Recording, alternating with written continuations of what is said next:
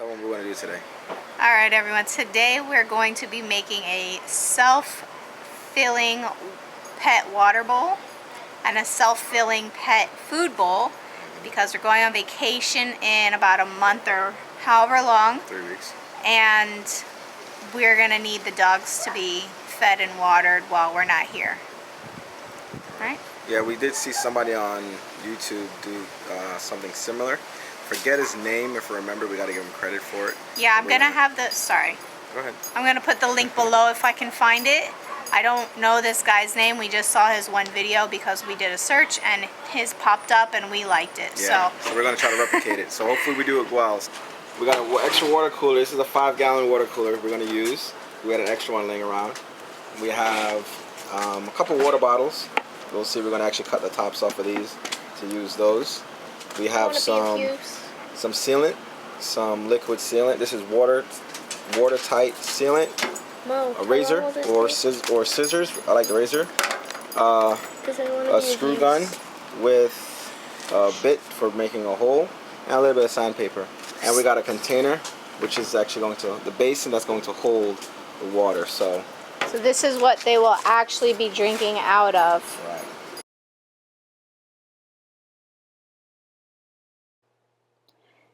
Okay, so the first thing we're going to do is start cutting off the top of this 2-liter bottle. You can either use scissors or a box cutter, whatever you choose.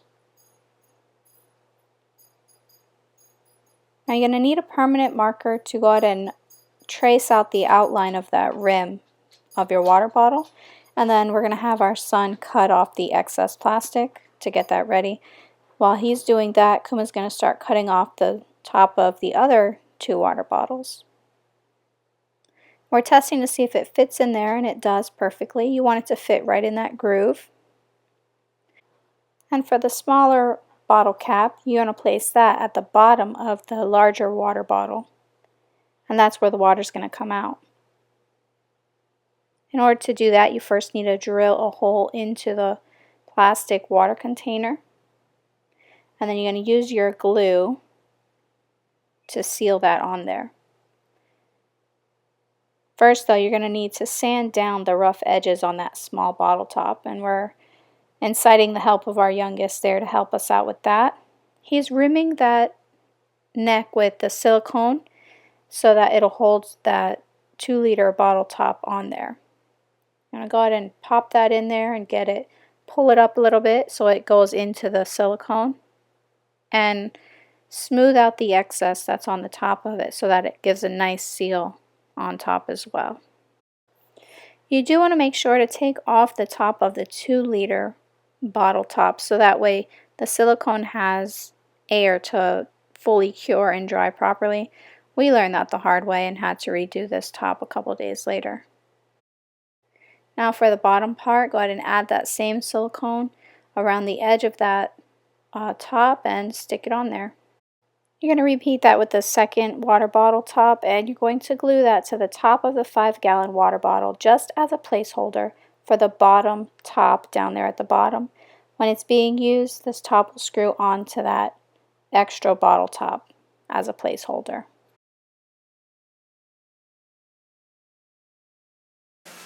Alright, now for the self-feeding container. These are the materials we're going to use. Hot glue, cutting utensils, the sealant maybe, marker. These 2 smaller containers will be what the dogs actually eat out of, and this larger container will hold the food, and the smaller containers will each come out of the larger container like this so that their 2 food bowls are filled by themselves and they can each eat at the same time while we're gone.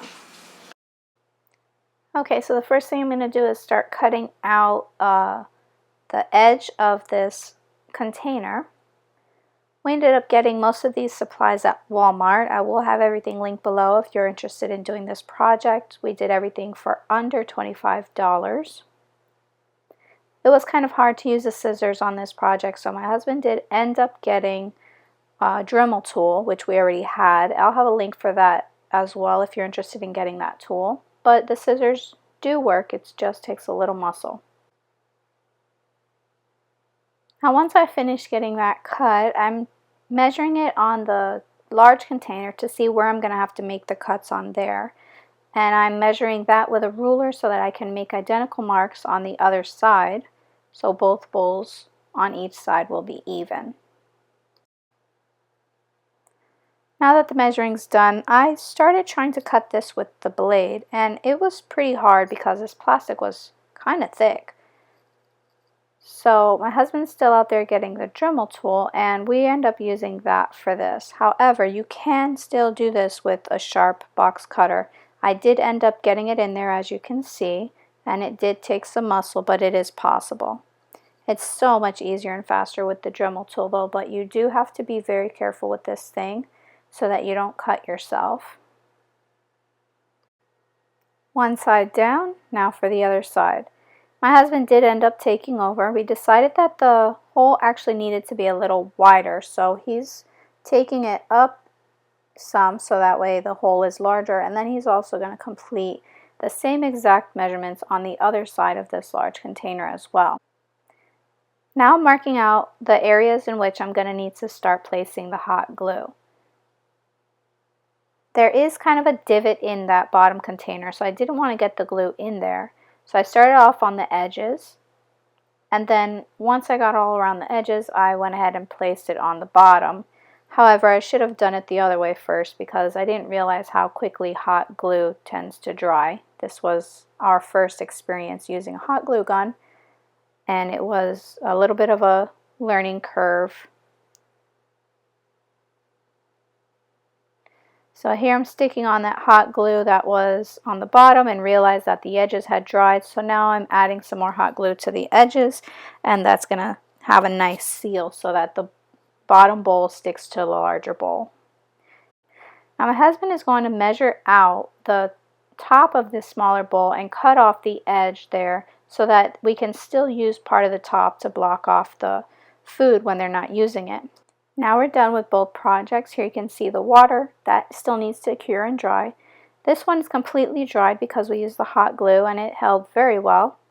Now we're going to go ahead and test out how well this works with the food. So my husband is going to go ahead and pour in whatever dog food we have left in their current dog food container just to see if it will trickle out into the smaller bowls as we intended.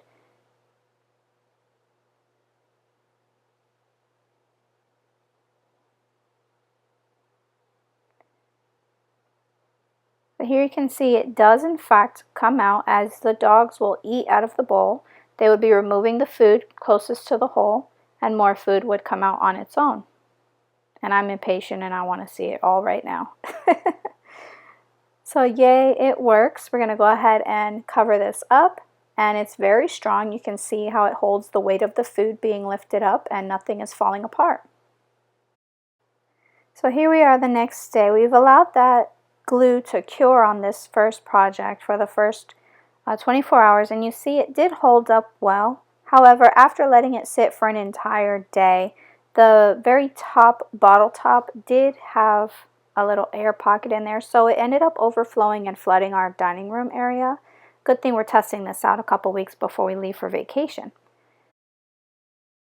So my husband did end up resealing that area with a different kind of sealant. It's actually one that's used for cars and it's much stronger. I don't know the name of it, but I'll have it in the description box below with a link. And here you can see how the water comes out by itself, and once the water in the large bucket gets to the same level as the water coming out of the 5-gallon bucket, the water stops flowing.